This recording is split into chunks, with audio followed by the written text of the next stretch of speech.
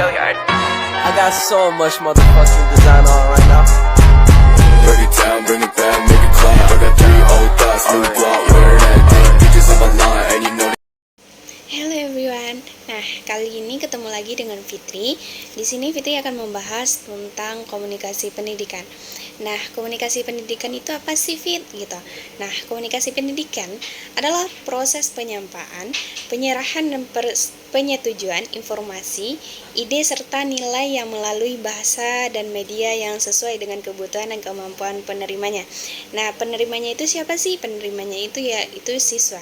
Nah, komunikasi pendidikan itu sendiri sangatlah penting dalam proses belajar karena ia mampu mengurangi kesulitan dalam komprehensi dan meningkatkan motivasi siswa untuk belajar. Nah, jika berkaitan dengan komunikasi pendidikan tersebut, Fitri di sini akan membahas tentang apa sih macam-macam dari komunikasi pendidikan tersebut. Komunikasi pendidikan tersebut terbagi atas 3 macam. Yang pertama yaitu komunikasi vertikal, yaitu komunikasi antara guru dan siswa, yang mana guru harus menggunakan bahasa yang mudah dipahami oleh siswa itu sendiri, menggunakan media yang sesuai dengan kemampuan siswa, sehingga guru tersebut dapat menghubungkan ide-ide dan nilai-nilai yang diberikan sesuai dengan kebutuhan dan kemampuan siswa tersebut.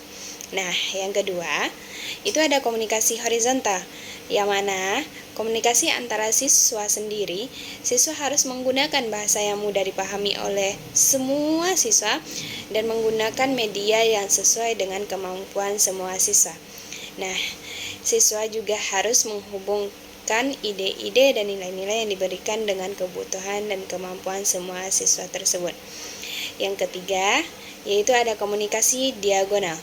Komunikasi diagonal yaitu komunikasi antara guru dan siswa, serta antara siswa sendiri dengan suatu grup atau kelas tersebut. Nah, diagonal communication membantu menciptakan interaksi yang positif dan meningkatkan motivasi siswa untuk belajar. Nah, komunikasi pendidikan itu sangatlah penting dalam proses pembelajaran, belajar dan mengajar, karena ia membantu mengurangi kesulitan dalam comprehension, meningkatkan motivasi siswa untuk belajar, membantu menciptakan interaksi yang positif, dan membantu menciptakan suasana yang terjamin di sekolah tersebut. Komunikasi pendidikan merupakan salah satu aspek terpenting dalam proses belajar dan mengajar.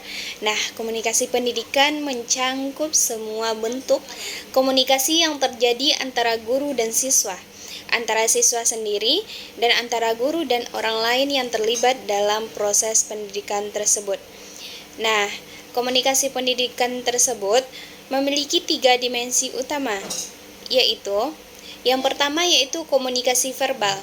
Nah, komunikasi verbal ini yang melibatkan suara dan bahasa yang digunakan untuk menyampaikan materi atau mengkomunikasikan informasi tersebut.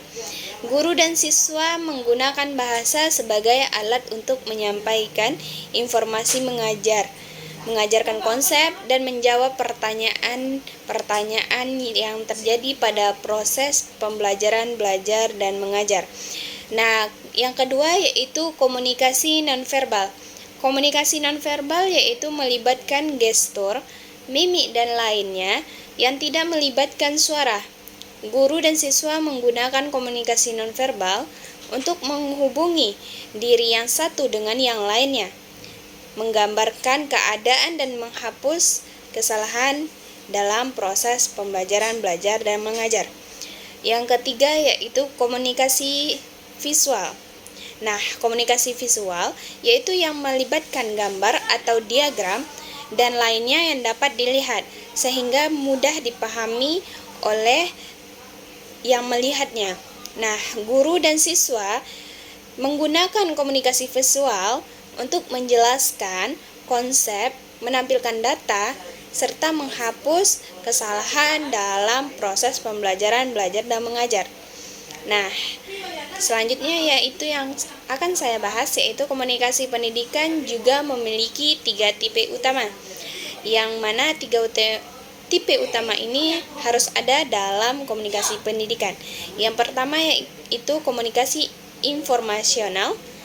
Informasional yaitu yang melibatkan penyampaian informasi dari guru ke siswa atau antara siswa itu sendiri.